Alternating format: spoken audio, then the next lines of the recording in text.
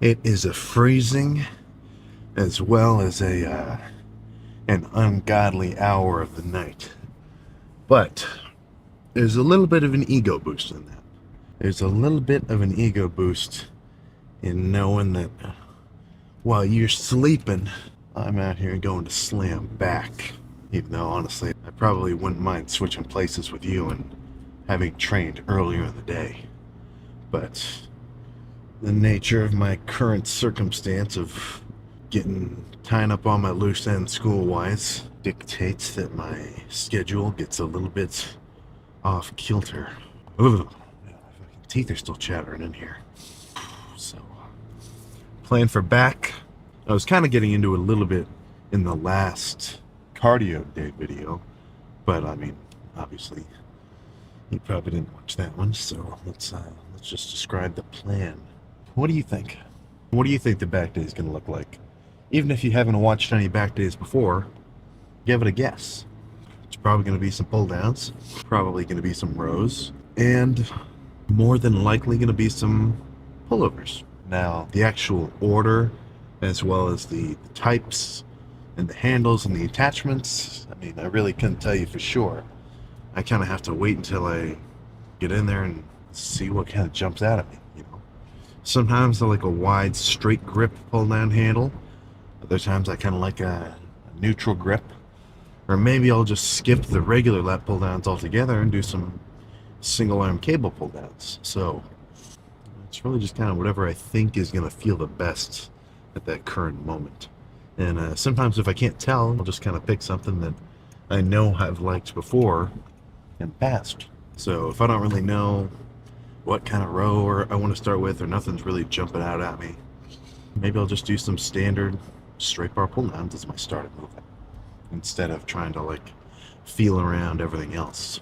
So I definitely think there's a benefit to trying to go in and whatever you think is going to feel good as an opener, as long as it kind of fits the basic framework of what your lifts look like. You know, I think there's some benefit in that, but you know, it's probably not end of the world important.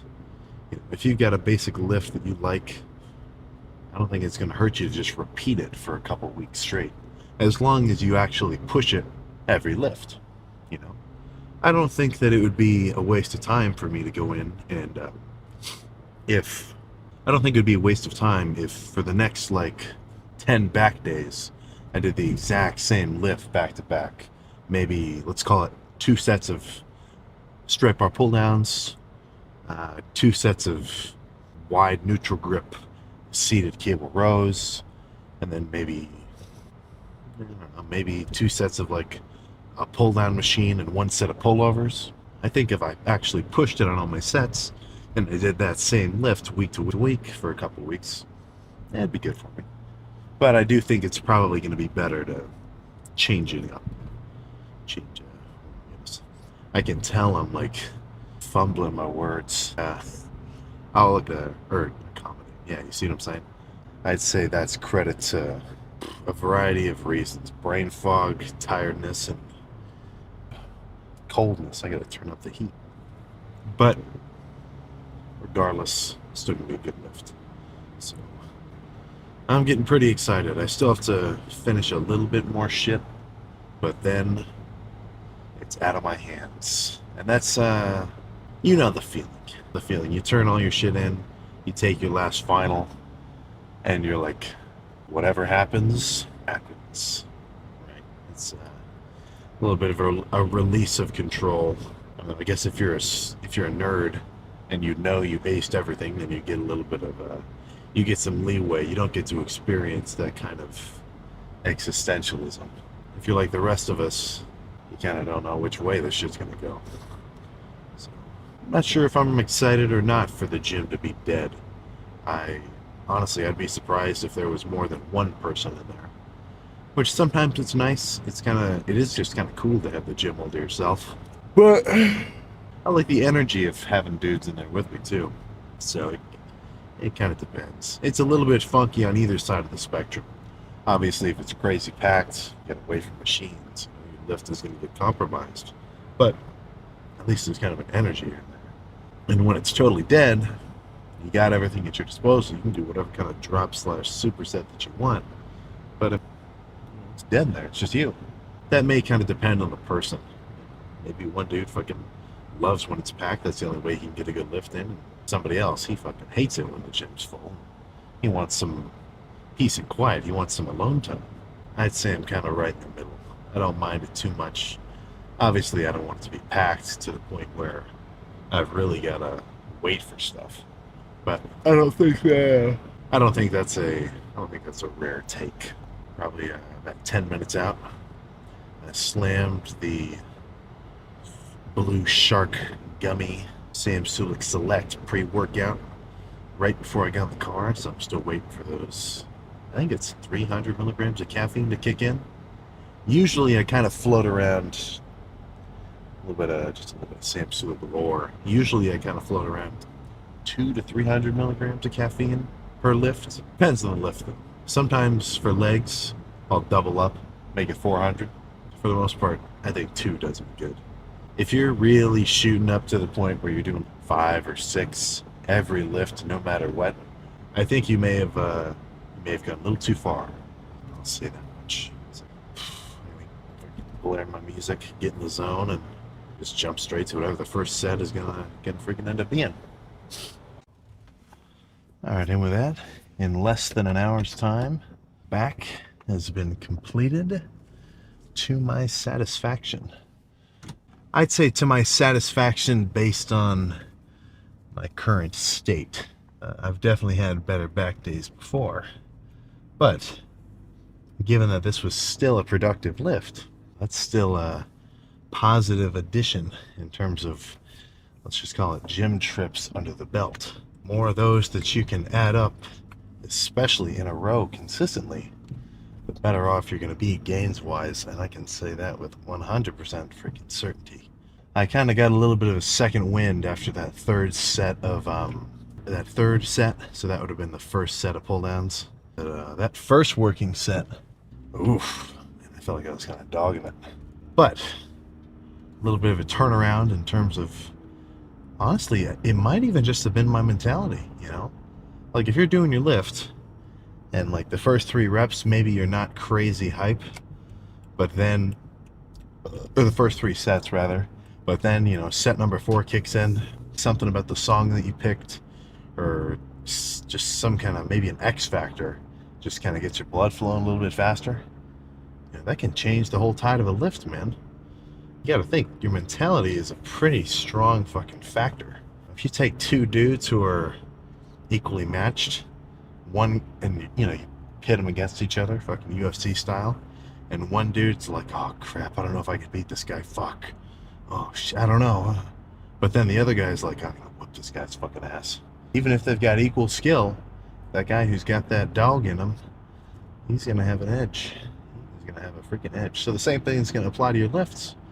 You know, if somehow you can turn around whatever, you know, BS you got to deal with and just a little bit of hype, the better off you're going to be, man. I was kind of thinking this on the way in there, and I was like, fuck, I kind of feel like shit, but it's not going to stop me, though. Come on, Now, whether or not this is actually the best move, and, you know, whether potentially I should have just stayed home and got extra rest, I don't know. Maybe I'm a fool for going in if I'm in a compromised state, but I kind of do think that you'll get better results if you're that crazy. You know, I think the guy who's more prone to skip the gym if he doesn't feel 100%, I don't think he's going to get as much progress as the guy who's willing to go in even when he kind of feels like trash. It's just because, sure, maybe those lifts aren't as productive as the ones where somebody's fully rested and fed and they're actually 100% fresh, obviously. But just to kind of go through that process, I think the guy who's willing to go hard when he feels like trash, when he feels really good, his lifts are going to be even better than the guy who only goes in when, you know, everything's perfect. You can't really rely on that kind of operation, at least not all the time. Obviously, if you're an experienced lifter and like this is your thing, this is your shit, then you're going to orientate your whole routine around making sure that you have good lifts on a consistent basis. You're probably going to wake up at a specific time eat a specific thing, go do your morning cardio. You should come back, eat some more, eat some more, eat some more. Make sure you're fully hydrated. Take all your vitamins and fish oils and whatever else. And then by the time it's whatever time it is for you to lift, all right, now I'm hyped just because everything's going your way. But come on, this is elementary school. Fucking, you got bullied on the playground level speech. You know, not everything's gonna go your way. Sometimes you're gonna get kind of fucked up. But when you do, whatever. Who gives a shit? Push it. Do not forget to push it. I don't want to say what time it is, but the sun will be up relatively soon. Not that soon, but it's closer to daytime than it was to nighttime, as it were. So I've got a little bit of a decision. I don't have any responsibilities except for finishing a project. I've got a little bit of extra shit to finish. So what do I do? Do I just finish it after this when I get home and then sleep until I'm fully slept, wake up tomorrow? Or do I go to sleep and finish it tomorrow? I don't know. Part of me, yeah, I think I want to just get it done and then finally end the semester with a crazy, long, deep night's rest. Oh man. This happens to me at the end of every semester.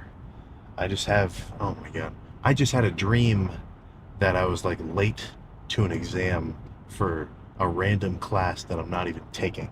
Oh, I always get, end of semester, every time, I always get a little bit anxious. It's just a lot of stuff coming together. Not freaking ideal. So there will be a little bit of a transition period for me, I'm certain. It always happens. You know, even by next week, when I'm just at home chilling in my own bed, I'm sure I'll probably wake up at like 7 in kind of a jolt. I'm gonna go, crap, I have to wait. No, I don't. What am I talking about? Go back to sleep. Go back to freaking sleep. That'll be nice though. More rest is definitely going to correlate with more gains. That is for sure. And I've been slacking in the rest department. I can guarantee it. So I need to get back on that solid. Honestly, I'm going to try to get on that 10-hour grind. Go to bed at like 8 o'clock. That would be freaking nice. So go home, drink my drinks, eat some ground beef, some rice, a little bit of cheese with barbecue sauce mixed in. I think I'm just going to try to bust out that little bit of work and pass out. And tomorrow is going to be arm day. So I say I'm going to do morning cardio, but there's no chance I wake up tomorrow at any time that ends in AM. So it'll really be afternoon cardio with a lift later on that night. Arms, tries, buys, forearms, and I'll probably add calves in. It's been a couple days since I've done calves, like a total slacker. But I don't know. I guess I don't want to say I can get away with skipping calves. I do want them to get a little bit bigger, but they're not really too far behind. So if you know that your calves are not where you want them to be, every couple days, man, I'd say, I mean, just as often as any other muscle, at the very least, 5-6 sets of pretty heavy calf raises at the end of your lift. I think that'll do you good. And I can almost guarantee that you're not hitting calves, at least not on a consistent basis. You know, nobody does. And I'm not saying that like, well, I don't know, that's kind of true. I've been skipping calves a little bit too. But, you know, if you want change, you gotta do shit. You can't just expect to grow without any muscular stimulation. That's not how this shit works. That's the whole point of going into the gym in the first place. Pretty much each day, you pick a couple different body parts, or muscle groups rather, and you say, guess what, pal? I'm gonna beat the shit out of you today. They get beaten down, and then like anybody with some ounce of pride, they're gonna build themselves up stronger over time. So if you want your calves to get big and strong, but you don't beat them down every so often, guess what? Nothing's gonna happen. And that is not necessarily, actually, I don't know what I was going to say. You get what I'm saying. So, cardio in the PM, lift also in the PM, and then, shit, man, I just get to go to sleep.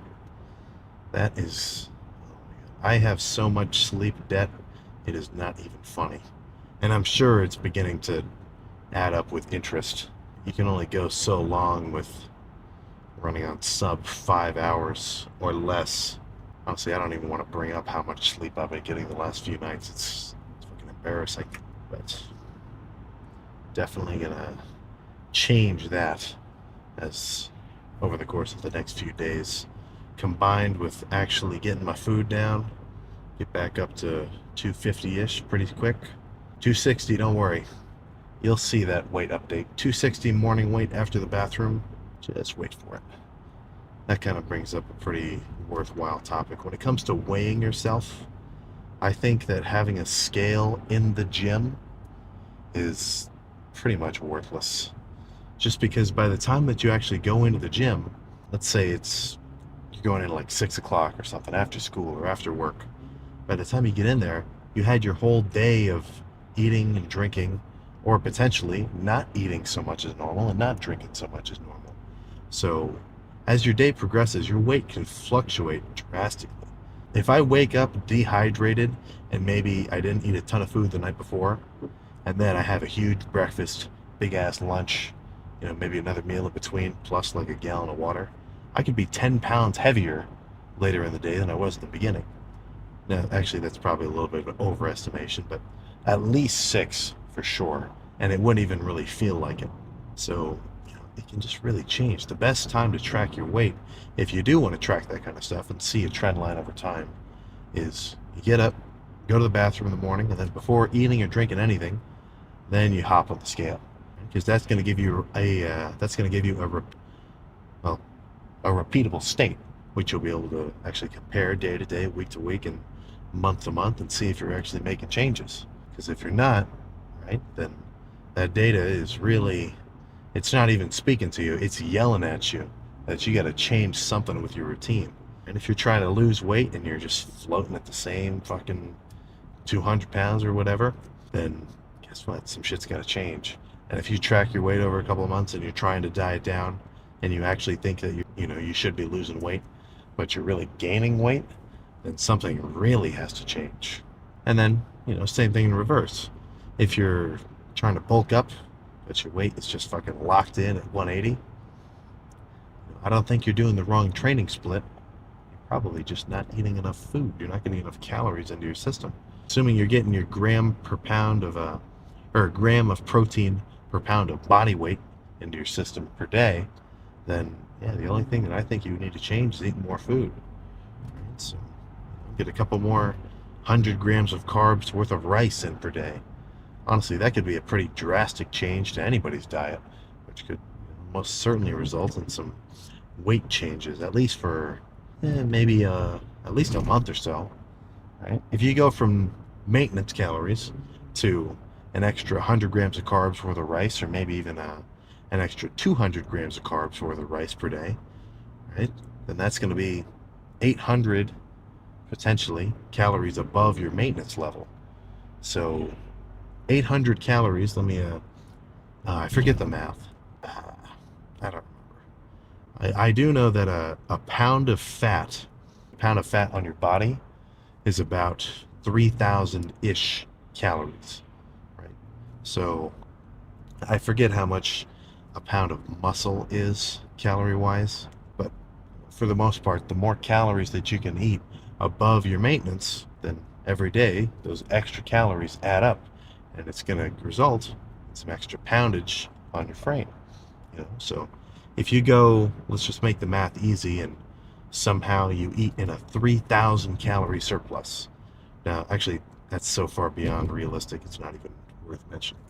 So let's say you go, I don't know, let's say you go 30 days on a 500 calorie surplus, right? You're eating 500 calories above what your body needs to stay the exact same weight, right? That means over that course of time, assuming your base maintenance calorie stays the same, as you get bigger, it's actually going to increase, but let's just say it stays the same over this 30-day period for simplicity. then that means 500 calories extra per day for 30 days. That's going to be, what is that, 15,000 calories? So I forget how much a pound of, I can't remember. But 15,000 calories is, what is that? That'd be 5 pounds worth of fat. But in a bulking context, of course, that's going to result in some muscle growth, plus a little bit of extra fat growth.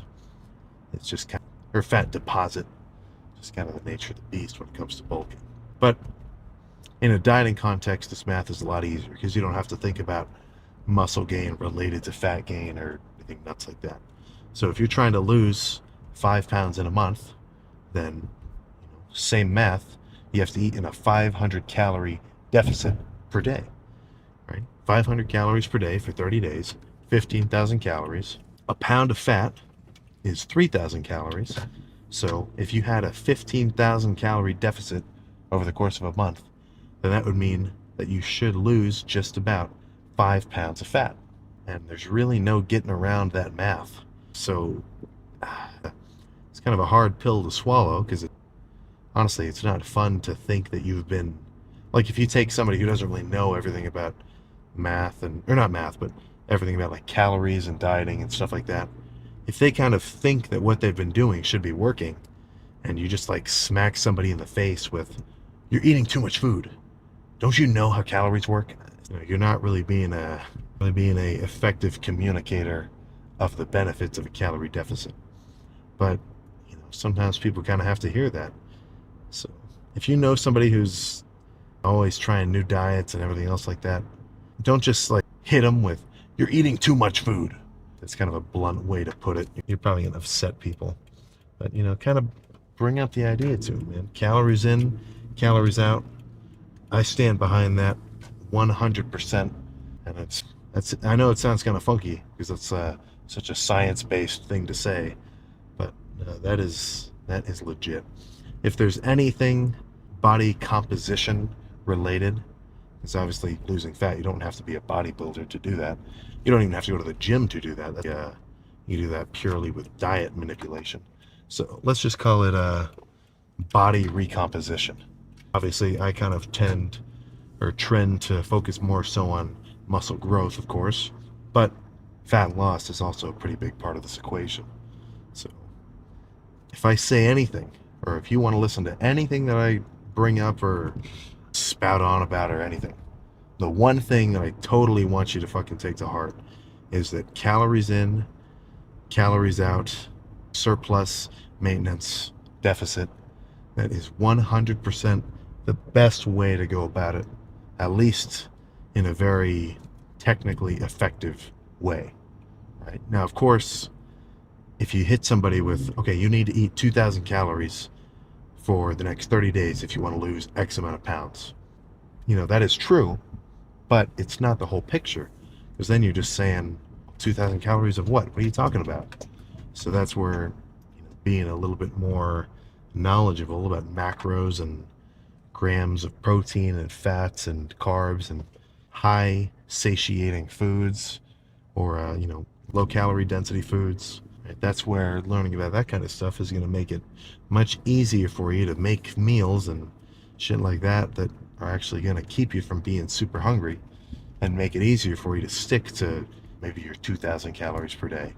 And then same thing in reverse. If you're trying to bulk up, you got to be able to find foods that are easy for you to get down consistently throughout the day, consistently day after day, week after week, month after month, so that you can stay in a constant surplus and actually kind of pack some weight onto your frame. That information is out there. I feel like I've kind of been spouting on long enough. This isn't a diet video, this is a back workout video.